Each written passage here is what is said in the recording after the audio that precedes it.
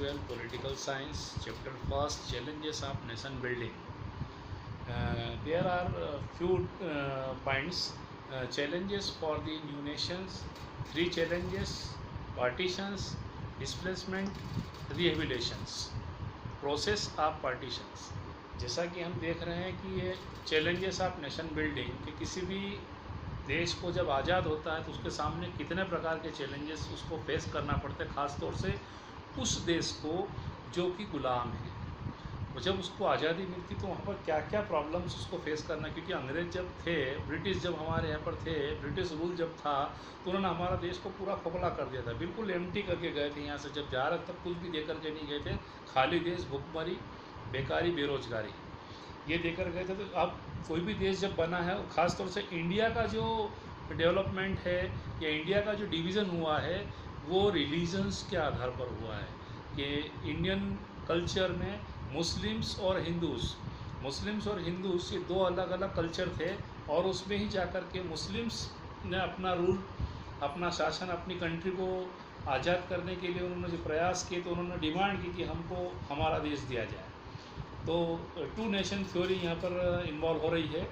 तो सबसे पहले एक जो नेशन डेवलप हुआ जो वो मुस्लिम कल्चर पर था, रिलीजन पर बेस्ड था, और वो था पाकिस्तान, जिसके 2 हिस्से थे, east Pakistan and west Pakistan, and remaining areas are India, that called Hindustan.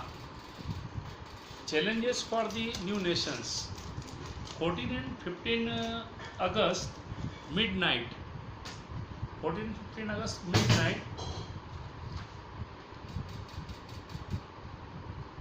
India attained independence. Jawaharlal Nehru is the first Prime Minister of our country. The Free India addressed a special session of the country assembly that midnight.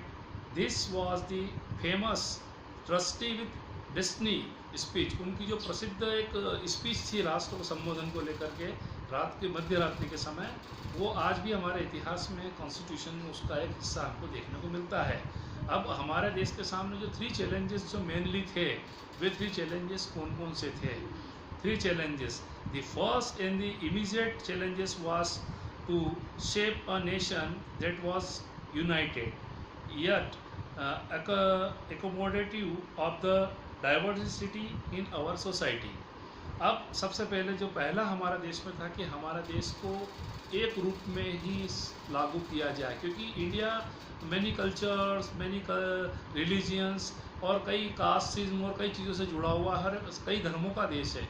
और सबसे पहले जब हम आज़ाद हुए तो हमारे सबसे पहली समस्या थी कि सबको एक सूत्र में बांधा जाए कि यूनाइटेड कैसे किया जाए इंडिया को, क्योंकि अभी भी जब इसका डिवीज़न हुआ है तो यहाँ पर भी 2 भागों में इसीलिए हुआ क्योंकि धर्म के आधार पर हुआ है।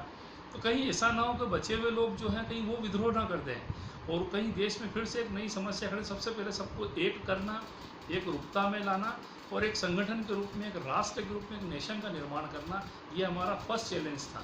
The second challenge was establish democracy. सबसे बड़ा दूसरा जो चैलेंजेस था, इस देश में लोकतंत्र की स्थापना हो। डेमोक्रेसी में क्या है, सबको आज़ादी मिले, सबको अपनी पढ़ाई की स्वतंत्रता, रहने की स्वतंत्रता, काम करने की स्वतंत्रता, कमाने की स्वतंत्रता, अपने धर्मों को पालन करने की स्वतंत्रता, और ये लोकतंत्र या डेमोक्रेसी के सिवाय कहीं और हमको अवेलेबल नहीं हो सकती है। थर्ड एंड लास्ट जो चैलेंजेस जो हमारे पास था वो ये है कि the third challenges was to ensure the development and well begun of this entire society and not only of some sections। मतलब विकास हो देश का पर वो सभी क्षेत्रों में हो, सभी वर्गों के लिए हो, सभी लोगों के लिए हो। कहीं ऐसा ना हो कि पूंजीपतियों का विकास हो जाए या मध्यम वर्ग का विकास हो जाए और गरीब जो कृषक है, किसान जो इस देश राष्ट्र की जो भूमि के जो मूल रूप से मालिक हैं, भारत वैसे भी कृषि प्रधान राष्ट्र है और उसमें किसानों का बहुत बड़ा हाथ है। तो जब एग्रीकल्चर लैंड ज़्यादा है, फार्मर ज़्यादा हैं, तो उनके बारे में भी कहीं ना कहीं गवर्नमेंट को सोचना पड़ेगा। तो इस प्रकार सभी को लेकर के, सभी के साथ सभी का समान विकास हमारा परम उद्देश्य रहा। तो जो फर्स्ट 3 चैलेंजेस जो थे किसी भी राष्ट्र के लिए यही लागू होते हैं और इन चैलेंजेस को गवर्नमेंट ने पूरा करने का प्रयास भी किया। अब हम बात करते हैं पार्टीशन। तो पार्टीशन जो हुआ, वो पार्टीशन के दो रूप देखने को मिले, डिस्प्लेसमेंट एंड रिहेबिलिटेशन। डिस्प्लेसमेंट मतलब लोगों का एक जगह से दूसरी जगह चले जाना और उसके बाद में उनका वापस से पुनर्स्थापना करवाना। कि भाई जब भारत से पाकिस्तान अलग हुआ मध्य रात्रि में, तो कई लोगों को तो सवेरे प्रातःकाल जब उनकी मॉर्निंग में नींद खुली और उन्होंने देखा कि वो अपने आप को पाकिस्तान में पाते हैं, एक बॉर्डर बन गई है और रातों रात उनको इंडियन हट करके पाकिस्तान वर्ड उनके लिए यूज़ किया जा रहा है। तो ये चीज़ भी उनको देखने को मिली। तो कई लोग जो स्वेच्छा से पाकिस्तान जाना चाहते थे और वो पाकिस्तान चले गए, और कई लोग जो हिंदुस्तान में आना चाहते थे हिंदुस्तान में, अगर जो मुस्लिम्स पाकिस्तान में नहीं जाना चाहते थे वे हिंदुस्तान में रह गए। जो बंटवारा हुआ वो मुस्लिम्स तो पूरे देश भर में फैले हुए थे, लेकिन मेजोरिटी में मुस्लिम्स पंजाब का सिंध इलाका जो है वहाँ पर थे, और कलकत्ता पश्चिम बंगाल के आसपास का जो इलाका था वहाँ पर मुस्लिम ज़्यादा थे। इसलिए अंग्रेज़ों ने पाकिस्तान के दो पार्ट किए, east Pakistan and west Pakistan, और रिमेनिंग जो हमारा पार्ट था वो इंडिया, उसको पूरा इंडिया घोषित कर दिया गया। अब according to the two nations theory advanced by the Muslim League, Indian consisted of not one but two people, Hindu and Muslims. That is why is the demand Pakistan's a separate country for the Muslims. The Congress opposed that theory and the demands for Pakistan. शुरू में मुस्लिम league जो थी उन्होंने शुरू से ही उनको लगा कि हमारा यहाँ पर ऐसा नहीं हो कि हिंदुस्तान में हिंदू लोग ज़्यादा हैं तो कहीं हमारा बाद में आज़ादी के बाद में हमारा शोषण हो या हमारा नुकसान हो। तो उन्होंने टू नेशंस थ्योरी लागू करने का प्रयास किया, और उधर मुस्लिम लीग के जिन्ना अली और कांग्रेस में इधर महात्मा गांधी और Jawaharlal Nehru. Secondly but several political developments in 1940s, 1940 में 1940 में हमारे देश में कई डेवलपमेंट हुए। अंग्रेज गवर्नमेंट केवल भारत को लूटने की दृष्टि से आई थी, लेकिन उनकी कुछ मजबूरियाँ थी कि अगर उनको हमको से लेना भी है तो उनको डेवलपमेंट तो करना पड़ेगा, चाहे रोड हो, चाहे रेलवेज़ हो, चाहे हमारा एयरपोर्ट हो। तो उन्होंने डेवलप किए, और कई कच्चा माल जो था रॉ मटेरियल, उससे हमारा जो भी मटेरियल बनता था वो इंग्लैंड में जा कर के बनाना नामुमकिन था, इम्पॉसिबल लग रहा था, उसमें वेस्टेज बहुत हो रही थी, मनी टाइम वेस्ट बहुत होता। तो उन्होंने इंडिया में ही काफ़ी कॉटन मिल्स वगैरह स्टार्ट करवाई, और कॉटन से रिलेटेड काफ़ी यहाँ पर फैक्ट्री इंडस्ट्रीज चालू की, रोड नेटवर्क तैयार किया, रेल नेटवर्क तैयार किया। ये सब चीज़ें जब तैयार हुई तो डेवलपमेंट भी हुआ। अब प्रॉब्लम ये है कि डेवलपमेंट हुआ है तो ये तो चीज़ बांटी नहीं जा सकती।